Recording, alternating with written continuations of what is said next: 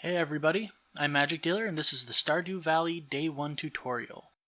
So what does that mean? In this tutorial I'm going to give you a brief overview of character creation, the menu, a basic introduction to the different professions, how to buy and sell items, and how to save the game, and probably some other things that I come up with along the way. Keep in mind that this is a tutorial, so you can expect spoilers about events in the game. So let's get started. Character creation is pretty simple. You get to choose your name, your farm name, and your favorite thing. Your animal preference determines whether you end up with a cat or a dog on your farm. When the option shows up in the game, you can turn it down. You don't have to end up with any animal on your farm, but you can only pick one of them. Next up, we've got the gender toggle. This switches you between genders. Shocking, I know. It's important to note that no matter what gender you select, you have the same romance choices. None of the potential spouses in the game will care what your gender is. Below that, we've got a handful of toggles. I'm pretty sure you don't need an explanation of those. The color sliders are in RGB format, so if you want a particular color and are having trouble making it appear, just search for an RGB color picker using your preferred search engine. You should be able to get pretty close to the color that you want that way. Now, you're going to watch the intro, but I'm skipping it because I've seen it several times already.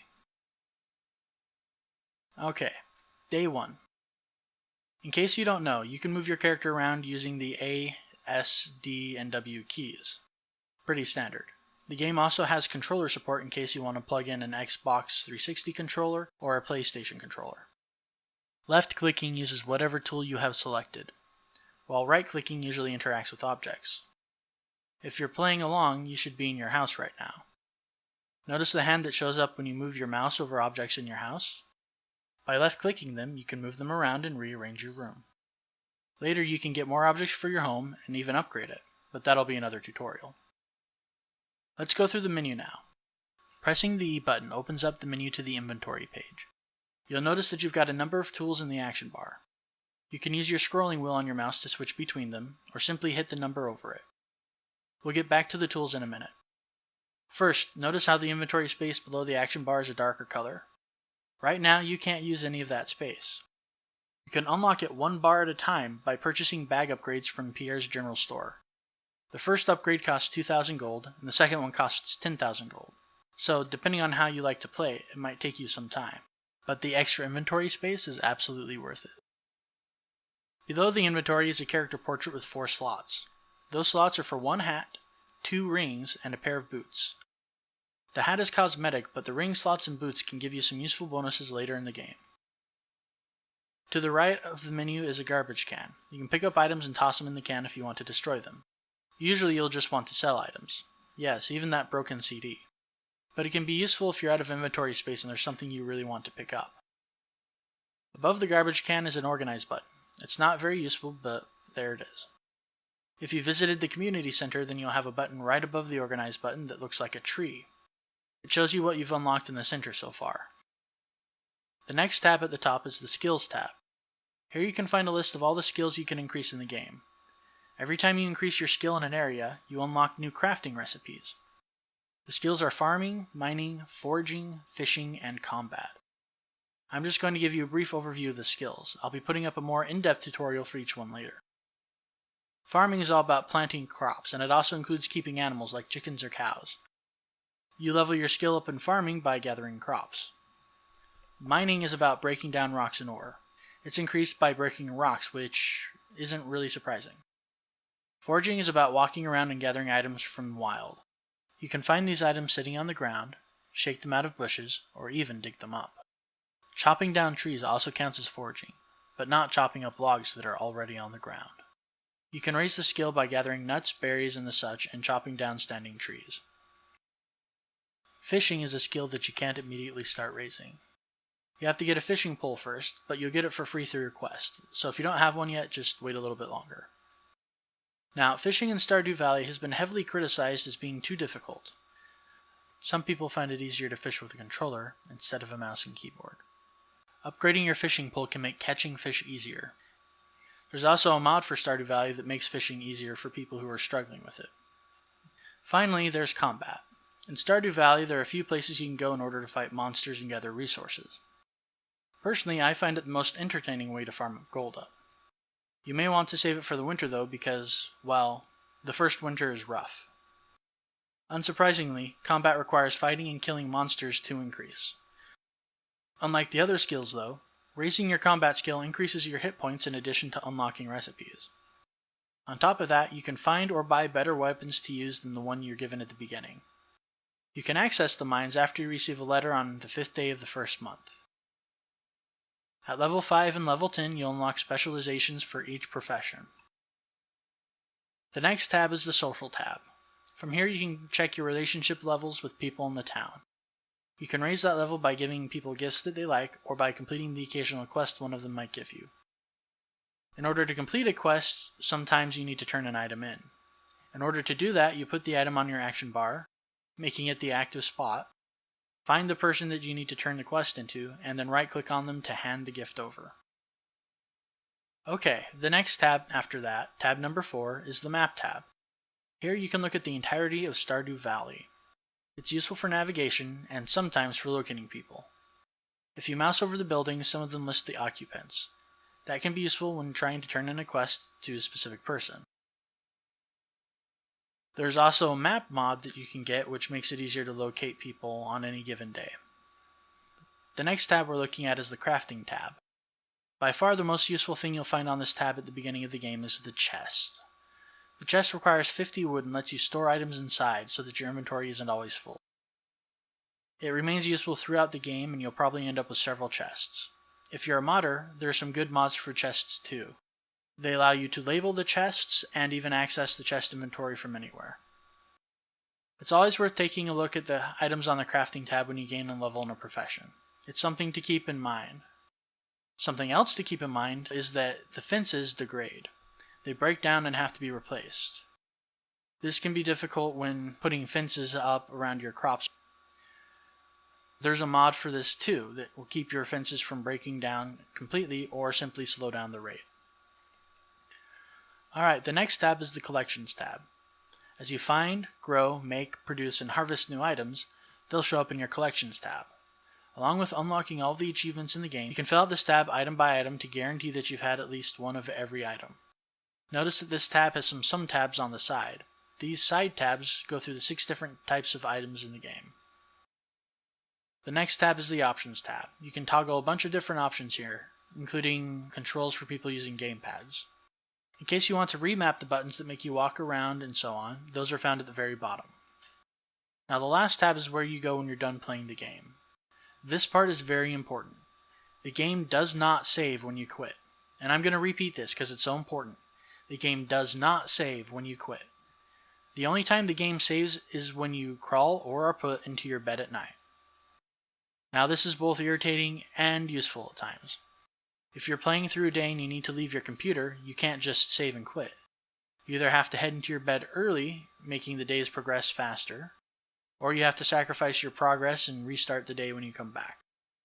Now, on the other hand, if you accidentally screw up something badly, you can exit the game instead of saving to undo your mistake.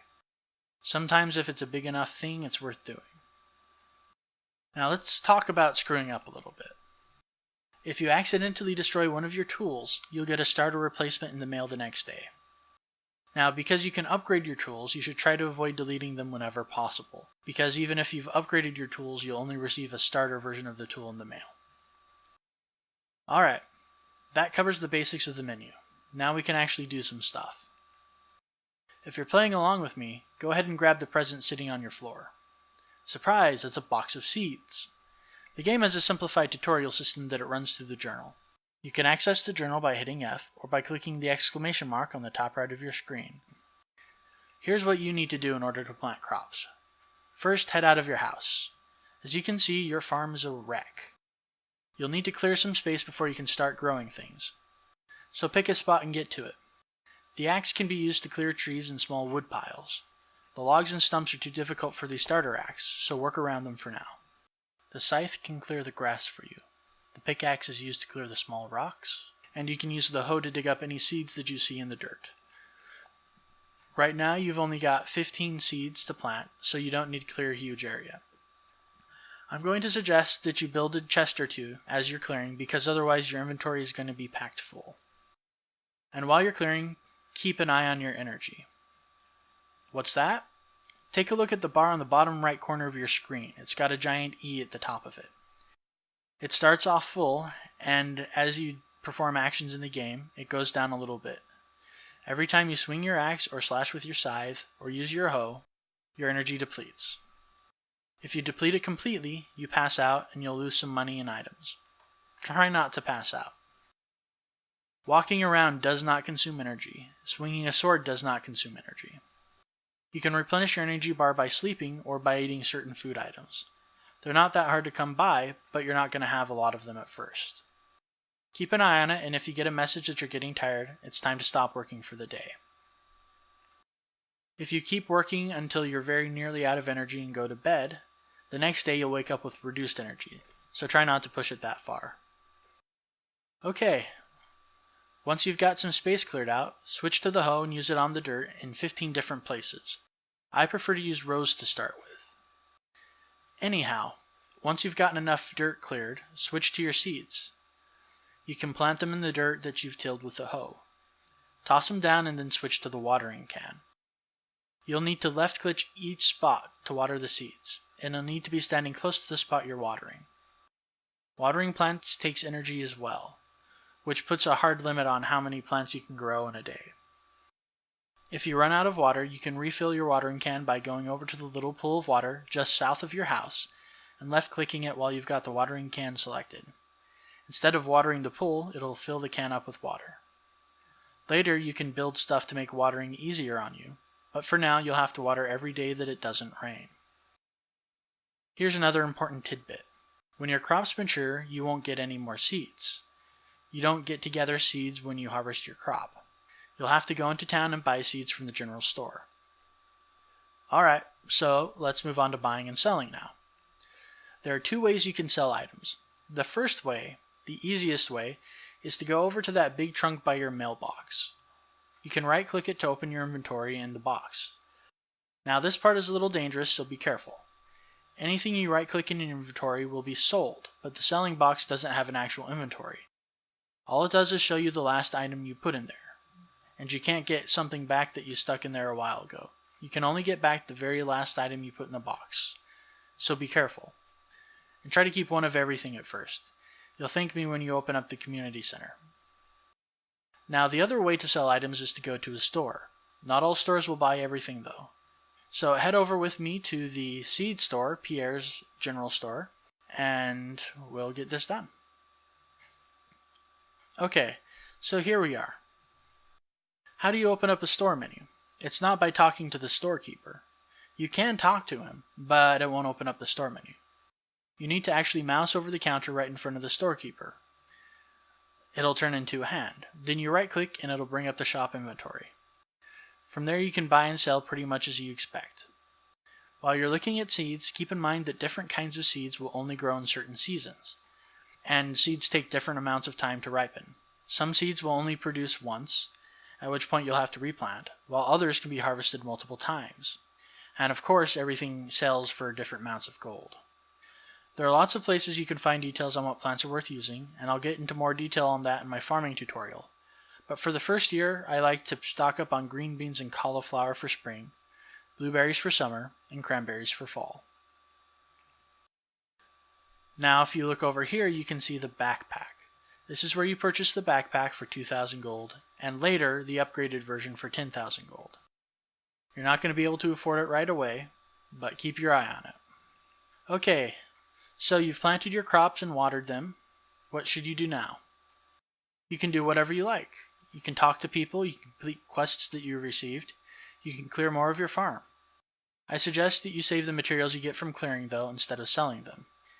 If you're looking to make money, I'd suggest foraging for the first few days, and then either fishing or fighting your way through the mine depending on what sounds like more fun to you. The game is pretty open to what you want to do, and there are lots of things to unlock and hidden areas to explore. That's pretty much it for the Day 1 tutorial. If you enjoyed this video, hit the like button. If you really enjoyed it, maybe even share it. If you'd like to add something, request a specific tutorial, or simply want to toss insults at me, feel free to leave a comment. Thanks, and I'll see you next time.